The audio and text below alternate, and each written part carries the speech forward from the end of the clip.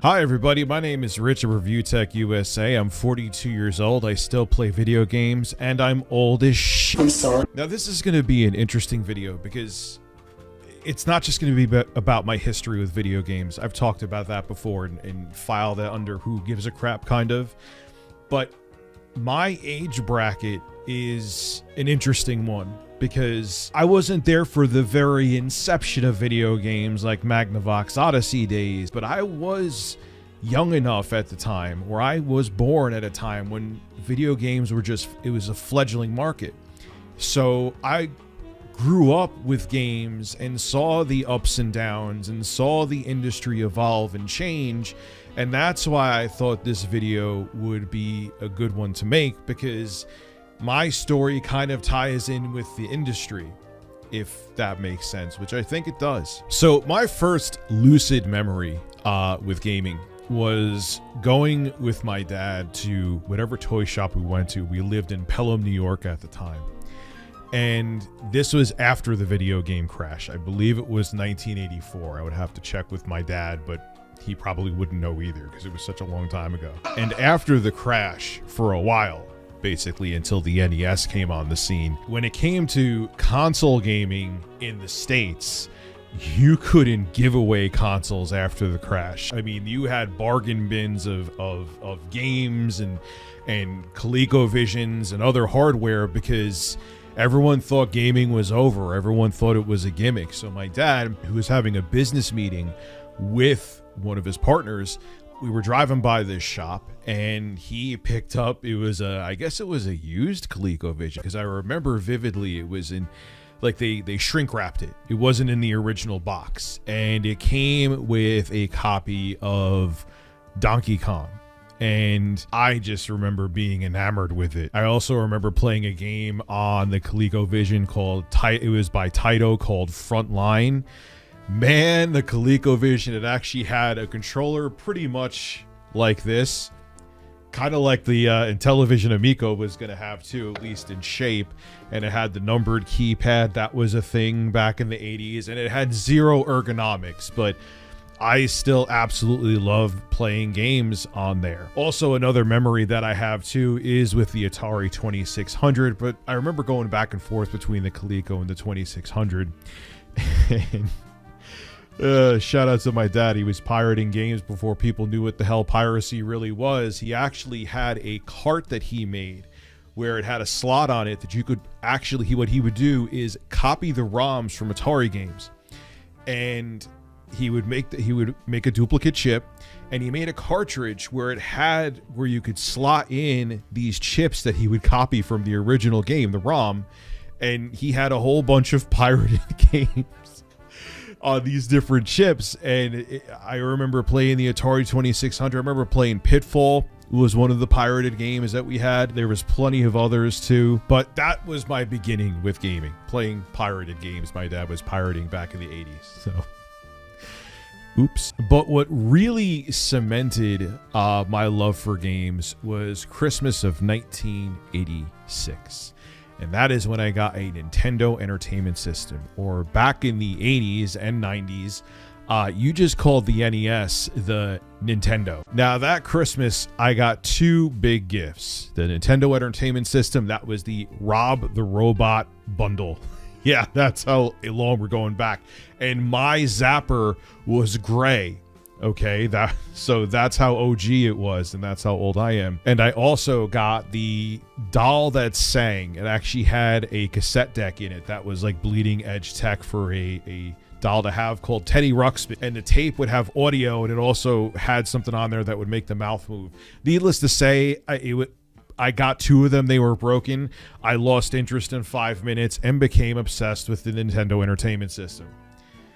Not really Rob the Robot, though. I used to actually play Gyromite by just having two NES controllers. I was Rob the Robot and was fat with a mullet. But the Nintendo Entertainment System revitalized the industry. It essentially saved console gaming in the States. And in my opinion, even though the crash of 1983 with gaming was a United States thing and a console thing, I really think Nintendo being successful in the States reverberated throughout the world and really helped the gaming industry evolve.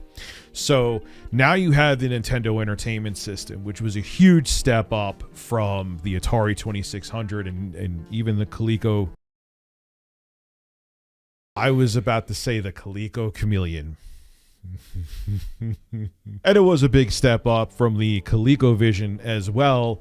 And I remember that Christmas getting games like Kung Fu, which I absolutely loved, and Mario Brothers Balloon Fight was fantastic. I had for the NES. I just couldn't get enough of it. And Nintendo on the industry side proved that, yeah, people want consoles. There's an ease of use to just putting a cartridge in a piece of hardware and the game just playing. Now, during this time period, really Nintendo in a way had a monopoly on the market. There was the Sega Master System that was a competitor, but Nintendo was top dog, and everyone kind of thought about the Nintendo Entertainment System as this permanent piece of hardware. That's really my point with this. A lot of people didn't understand generations. Now look, we had the Atari 2600, they had, remember the 5200, that should have had a zip code. And yes, companies were already making more powerful hardware, like kind of generational upgrades. But Nintendo and Sega were the first mainstream companies, especially Nintendo. The Master System didn't really do anything in the States, but the Sega Genesis says hello, where they were saying, look, this piece of hardware that you have is something that's going to become dated. It's not like your CD player. It's not like your VCR. It's something where the technology is constantly evolving and changing. And when you saw the Sega Genesis and Super Nintendo, you realize that the companies were right. Parents hated it because it meant they had to spend more money. But yeah, the technology kept moving and moving. The Nintendo hardware and the Sega Master System hardware got more dated, and as the software evolved and hardware evolved, the older consoles couldn't handle what developers wanted to do. And when you saw how capable the next-gen consoles were, I will never forget seeing Revenge of Shinobi's intro for the first time. You see that compared to the NES and Sega Master System. I almost crapped my pants when I saw it. But it was interesting at the time. The companies knew that they had to sell on horsepower, or they thought that the consumer wanted to be sold on horsepower. If you really think about it, look at the marketing back then. 16-bit. The original Sega Genesis, the Model 1, I actually have one right over there, but look at the flex here. It was about processing power, and this was the marketing gimmick. 16-bit with the Sega Genesis. This is the Model 1 with the headphone jack. Then you go look at the TurboGrafx 16, which in Japan was called the PC Engine. Totally different name. But again, it included 16-bit because everyone knew the older consoles' processors were 8-bit processors. The Z80 was in the Sega Master System. The Nintendo Entertainment System had the 6502 processor. So virtually all the consumers, or 98% of them, had no idea what bits were, but they did know 16 is a bigger number than 8. And then you would see commercials from NEC for the TurboGrafx 16 showing China Warrior. You would see commercials for the Super Nintendo or the SNES showing Super Mario World and how many colors they can have on screen. And then you would see from Sega showing, before the Super Nintendo was out, what the Sega Genesis was capable of. So now we're at a point, and this is the point I'm trying to make, where the consumer has become adjusted, I guess you could say is the right word, to generations. They knew about every 5 years there was going to be a new piece of hardware because technology evolves, so the hardware has to evolve. So after we went from the Super Nintendo and Sega Genesis, we went on to the next generation, which would be considered the 5th generation of consoles, where Sony entered the race with the PlayStation 1. And it was at this point, if you really think about it, what's interesting is we were beginning to see where hardware was becoming more than just gaming, where the industry was evolving. Two things happened during the 5th generation. One was that your Sega Saturn, which bombed, and your Sony PlayStation were also capable of playing CDs. They were becoming multimedia devices, which in turn was basically the beginning of the evolution, or we were evolving into what hardware and gaming is becoming now, where you could have devices that do more than one thing. And also during this generation, another very interesting thing happened. People started to download MP3s. Winamp. It really whips the llama's ass. I remember the first MP3 I downloaded was on a Pentium 1 that was running at a blazing fast 60 megahertz, and it was a Castlevania Symphony of the Night song. And this was the song that I downloaded via MP3. But it wasn't just about, oh my God, now we could just download songs. It was showing what the internet was capable of. I downloaded that over a 28.8 kbps, I think that's the data transfer rate, dial-up modem. And it was showing not just with music how it was going to be distributed digitally and people weren't going to buy it physically anymore. It was showing how just anything we consume is just going to be purchased or leased or rented or subscription service, and everything's going to be downloaded or streamed digitally. And it was beginning back then. Now let's step into the 7th generation of consoles, and that, what I just talked about, evolved even more with your PlayStation 3, especially throughout the generation, with your 360, especially throughout the generation. They weren't just simply devices that played games where you popped a disc in. Sony was flexing with the PlayStation 3 that not only were you getting the most powerful gaming console of the generation, you were also getting the most affordable, in the beginning, Blu-ray player. So the PlayStation 3 was meant from inception. They thought they were going to have the same thing happen with the PlayStation 2. A lot of people bought the PlayStation 2 just to play DVDs on it. They thought the same thing was going to happen with the PlayStation 3 with Blu-ray. Blu-ray did win out, but it didn't take over like DVD did, because at this time, leading into what I'm really getting into here, people were moving on to downloading and streaming music even back then, so Blu-ray never had the same impact. But getting back to the hardware, your PS3, your 360, even the Wii had Netflix on it. They were becoming devices that weren't just simply consoles. They were entertainment media hubs and basically PCs. Now what's funny is this is actually the 7th generation, I mean to say, was the generation that actually got me back into gaming in my late 20s. I remember getting a tax return from, I was working a relatively new job, or very new job, and I'm like, you know what? I saw the commercial for Gears of War, and I'm like, man, that game looks cool. Whoa, that's cool. So I went out and bought that 360, and I bought Gears of War, and I remember that was the first time I saw an HD game, and I almost crapped my pants. And another thing I did, seeing the all-digital future that we're going into, I bought Martin Scorsese's The Departed and downloaded it to the Xbox 360 hard drive and watched it.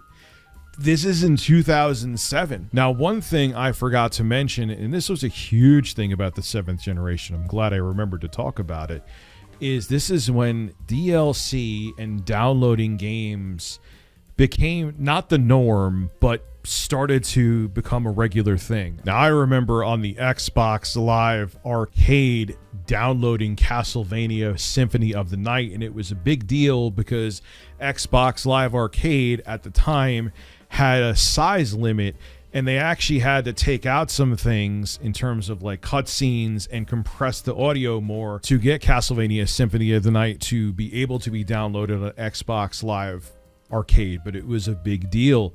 And thinking back on that now, it was like the moment when I downloaded an MP3 during the 5th generation of consoles on my PC. I started to see where we were going in the future when I downloaded Castlevania. Now, this started in the 6th generation, but it really ramped up during the 7th generation. If you remember with the original Xbox, that's when Microsoft introduced Xbox Live. The original Halo, I remember going to LAN parties with my friends after work, which were awesome. did not have Xbox Live. You could only play local multiplayer. Halo 2, because Xbox Live became a thing, actually had online multiplayer. And that's another thing we saw begin to happen. And it's interesting in the beginning how it's just like, wow, this is so, like, I couldn't wrap my mind playing SOCOM 2 on the PlayStation 2 that I'm playing with people that could be on the other side of the world. I mean, now it's like, okay, Rich, what's the big deal? But back then, back in the early 2000s, that was something that just blew your mind. I remember playing Lord of the Rings Return of the King, which had online co-op with some kid, and he told me that I sucked. That's a true story. I'm like, man, the internet's awesome. Online gaming is awesome. Lord, if I only knew what I was in store for. Now, getting back to the 7th generation, especially with Call of Duty and Halo. That's when Halo was in its prime with Halo 3. Online gaming, especially on the 360. Sony was still playing catch up. The nice thing about the PS3 at that time was you didn't have to pay to play online. That was their selling point. That changed with the 8th generation with the PS4, but back then you could play games online on the PS3 and you didn't have to pay to do it. But it was during the 7th generation that online gaming became huge, and companies saw that there was an opportunity there. Hey, you could buy a new map pack for Call of Duty or Halo or other accessories. John Riccatello, was during this generation with Battlefield 3, was like, hey, we should make them pay to get more bullets. It could be DLC. You want to reload the clip in your gun? Buy more bullets and you could download them to your clip. Think about that. And I remember during this time, and I thought it was an exciting, novel concept, and it was. Little did I know how it was going to be extorted and used by gaming executives. GTA 4 had 2 expansions, The Lost and the Damned and The Ballad of Gay Tony. And I'm like, man, this is so cool. If you have a game, which at the time they were completed generally, and you want more of that great game, granted, I'm not a huge Grand Theft Auto guy, but I think that's great. If there's a game that I love that comes out and they want to give DLC, like Fear 2, I bought the DLC for that. If you want more of it, hey, that's not a bad thing, right? Then companies realized how much money they can make off DLC, and you would start getting a bunch of map packs, and you would start getting skins for your guns, and then they would put other things behind paywalls, and then you realized, oh God. So it started off as a innocent, nice concept, and of course corporate greed made it slowly slide downhill, which kind of sort of leads us to today. And it's also, things are changing too from a hardware perspective. We're in very weird times. Now let's go over to the 8th generation of consoles. One of the big things we saw there, not Sony really, but Microsoft. Sony later on started to with like Horizon Zero Dawn, where they were like, yeah, we want our games everywhere. That conventional concept of every 5 years you need a new piece of hardware, and games for consoles were only on consoles, and games for handhelds were only handheld games. Yeah, we're going to muddy the waters there. You could play our games on your PC. And it was like, wait, you're de-incentivizing people from buying your hardware? And there's still a valid argument to be made. Like, if I could get these games everywhere, why should I buy your hardware? But I think Microsoft did see that we were going towards games as a service future, and they were right. Now look what Sony's doing. They just announced that Ghost of Tsushima is coming to PC. And it was also during the 8th generation, even though it's kind of Nintendo's 9th generation console. Forgot to talk about the Wii U. The Wii U was a bomb. But it did not do well for Nintendo. But Nintendo, during the 8th generation, technically dropped their 9th generation console, the Switch, which was getting AAA games you never thought would be imaginable on a portable device. I remember playing, and I know a lot of you heard this story, playing Doom 2016 on a handheld. Now it's like there's a billion. You could get the Steam Deck, ROG Ally, NEI, NEO, GPD Win, and play AAA games all day. But back in 2017, it was just a mind-blowing concept that now we're once again used to, playing AAA games that were the same games, obviously with less graphical fidelity, like Doom 2016, like Doom Eternal, like Witcher 3, which is also on the Switch.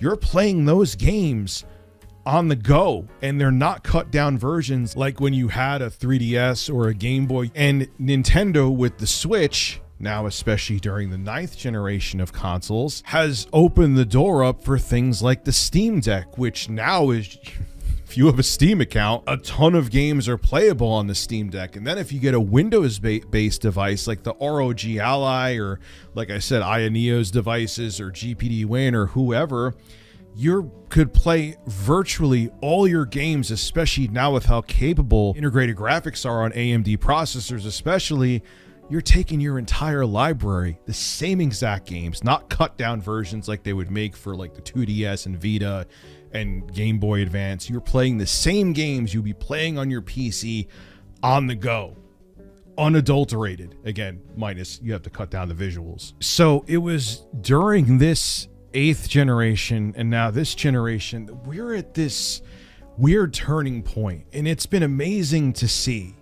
It's been amazing to see how we went from, in my lifetime, the gaming industry almost dying in 83 to being completely reinvigorated by Nintendo in 85/86 to now be in 2024, and it seems like the gaming industry, they're making plans, but they don't know what's going to work. We see Warner Brothers moving away from AAA games to live service games with Suicide Squad, Kill the Justice League. Yeah, good luck with that one. And now we're seeing layoffs in the industry, and we see Sony, Microsoft especially, and I'm sure Nintendo is going to have the struggle too, of where the industry's going. Are consoles going to continue to be necessary? It's not cloud gaming I'm talking about. Thank God. I'm just not. I don't want cloud gaming to be our future. I don't. Hi, I'm looking for... Stadia? What? Cucumbers. But with all these devices with powerful integrated hardware, it's becoming a tougher sell for companies to say, hey, buy our console, or you could buy this device, which, yeah, okay, the games won't look as good sometimes, and you could take your games on the go and you could play the same exact games, and then you could dock your console and play those games at home. So that keeps me away from consoles. Also too, when you have games, like I just said before, they announced Ghost of Tsushima for PC. It's going to come out on Steam. There's other games like Horizon Zero Dawn, God of War. You could all get Spider-Man Miles Morales. You could get those on PC as well, which were PlayStation exclusives. We're in this place where I don't know if anyone knows what the next move is. And growing up where everything was so straightforward and compartmentalized, you knew a console every it could be 4 to 7 years, let's say, would come out. If you wanted to play games on the go, you would buy a dedicated console from Sony or Nintendo or whoever, and that's how you would play your portable games, and you knew they would be totally different because the hardware was limited. Now we're in this place where if you have like an AMD processor with RDNA 2 graphics or better, even if it's not meant to be a gaming device, it's a gaming PC. My point being is that there's not this walled garden around hardware to play games anymore. And I just don't know if Sony and Microsoft and Nintendo know what the next step is. Microsoft seems like they're preparing themselves the most with all the studios they're buying. We know they bought Activision, Blizzard, and Bethesda, and countless other studios because I think they want to have all those games. They want to be the Netflix of gaming, but even with how much money they put into it, is it inevitable that they're going to become the Netflix of gaming? Now, Sony on the flip side, they don't have the bottomless pockets that Microsoft does, but they have very strong first-party IPs, but you're bringing those to PC, or trickling them on, I should say, to PC as well. So that's diluting the reason to have a PlayStation. So what is the future for these consoles? It used to be that their hardware, and you would buy games for their hardware, and a lot of times they would sell the consoles at a loss, and they would make the money up with game licensing and accessories. If we're moving away from that, what's going to happen? Sony can't, like I said, buy out a bunch of companies like Microsoft did.